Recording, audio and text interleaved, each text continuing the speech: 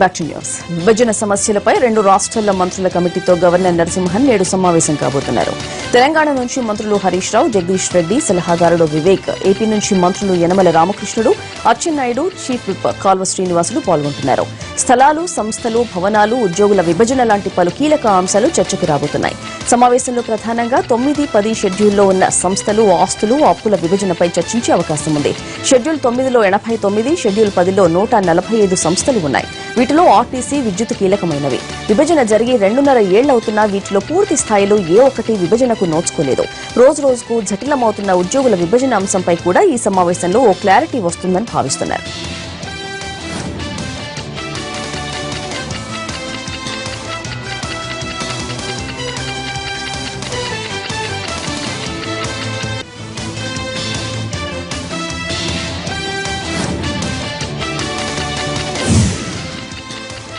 ఇవాళ పశ్చిమ గోదావరి జిల్లాలో సీఎం చంద్రబాబు పర్యటించనున్నారు. ఉదయం 10:45 సీఎం పోలవరం చేరుకుంటారు. 11:15 గంటలకు స్పిల్వే గేట్ల తయారీని పరిశీలిస్తారు. అనంతరం డయాఫ్రమ్ వాల్ నిర్మాణానికి శంకుస్థాపన చేస్తారు. మధ్యాహ్నం 12 నుంచి 12:30 వరకు ప్రాజెక్టు పనుల తీరును పరిశీలించి అనంతరం పోలవరం, పురుషోత్తమ పట్టణం ప్రాజెక్టు పనుల తీరుపై అధికారులతో సమీక్ష నిర్వహించనున్నారు బాబు.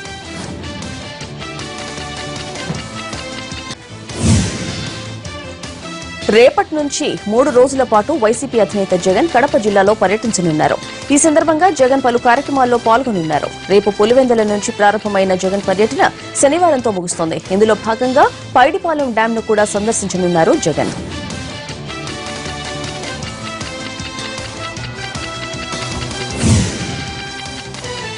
ఉత్తరాది అంటూ తాను చేసిన కమెంట్స్ ను తప్పుపట్టిన కేంద్ర మంత్రి వెంకయ్యనాయుడుకు కౌంటర్ ఇచ్చారు జనసేన అధినేత పవన్ కళ్యాణ్.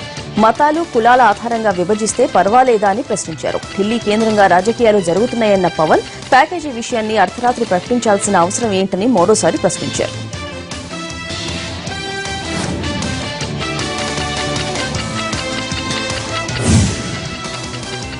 తెలంగాణ చేనేత బ్రాండ్ అంబాసిడర్ గా ఉండేందుకు ముందుకొచ్చారు సినీ నటి సమంత. తెలంగాణ ప్రభుత్వం చేనేత శాఖ మంత్రి కేటీఆర్ చేపట్టిన చేనేతను ఉద్దరిద్దామనే కార్యక్రమానికి సమంత మద్దతు పలికారు. మంత్రి కేటీఆర్ ను కలిసిన సమంత చేనేత కోసం తాను చేయాలనుకున్న కార్యక్రమాలను కేటీఆర్ కు వివరించారు.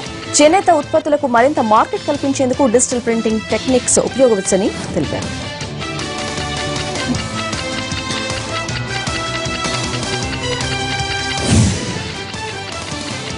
దాసరి నారాయణరావు 2 రోజుల్లో కోలుకుంటారని కిమ్స్ డాక్టర్ ప్రకటించారు. దాసరి హెల్త్ బులెటిన్ రిలీజ్ చేసిన డాక్టర్లు అన్నవాహికకు ఇన్ఫెక్షన్ సోకినట్టు చెప్పారు. అన్నవాహికలో ట్యూబ్ వేసి క్లీన్ చేశామని, మెటల్ స్టంట్ వేశామని చెప్పారు. చికిత్స జరుగుతున్న సమయంలోనే కిడ్నీలు, ఊపిరితిత్తులు పాడయ్యాయని తెలిపారు డాక్టర్లు. కిడ్నీ పనితీరు మెరుగుపరచడానికి డయాలసిస్ చేశామన్నారు. దాసరి ప్రస్తుతం వెంటిలేటర్పై ఉన్నారని, ట్యూబ్ వేసి క్లీన్ చేసిన తర్వాత కూడా అన్నవాహికలో ఇంకా ఇన్ఫెక్షన్ ఉందన్నారు కిమ్స్ డాక్టర్స్.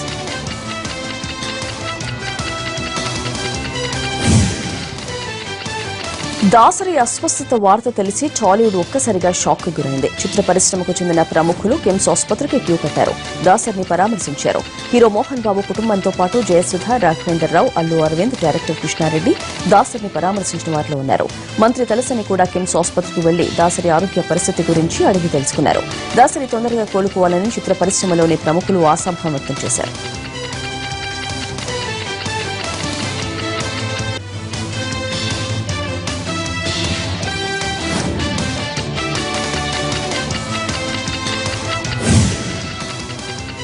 దాసరి ఆరోగ్య పరిస్థితిపై తాజా సమాచారం మా కరెస్పాండెంట్ నాగార్జున అందిస్తారు. నాగార్జున, ప్రస్తుతం దాసరి ఆరోగ్య పరిస్థితి ఏంటి? డాక్టర్స్ ఏమంటున్నారు?